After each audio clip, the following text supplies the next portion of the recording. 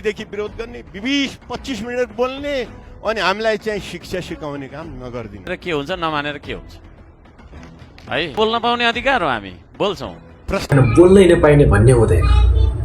बोल्न पाउनु पर्छ बोल्न पाउने अधिकार हो त्यहाँ नबोले कहाँ बोल्ने त कोसँग बोल्ने सरकार तपाईहरुको छ बोल्ने ठाउँ नै त्यहाँ हो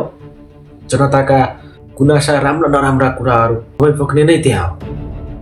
त्यहाँ नपोके कहाँ पोख्ने त घरमा गएर भन्ने त होइन होला बोल्न पाउने अधिकार हो बोल्नुपर्छ बोल्नकै लागि त्यहाँ पठाएको हो राम्रो बोलिरहेछ त्यसलाई समर्थन गर्नुहोस् कसैले नराम्रो बोलिरहेछ त्यसलाई छोडिदिनुहोस् यो तपाईहरुमा डिपेन्ड हुन्छ कि उसले बोल्नै नपाउने भन्ने त होइन बोल्न पाउने अधिकार हो बोल्नुपर्छ बोलेर नै समस्याको समाधान गर्ने हो उसले समस्या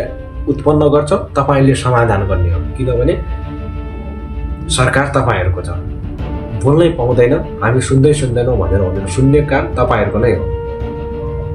हिजो जनताकै कुरा सुन्छु भनेर तपाईले भोट मागेको अहिले हामी सुन्दैनौँ भनेर पनि पाउँदैनौँ सुन्नुपर्छ तर कस्तो कुरालाई सुनेर अगाडि बढ्ने कस्तो कुरालाई नसुन्ने भन्ने तपाईहरु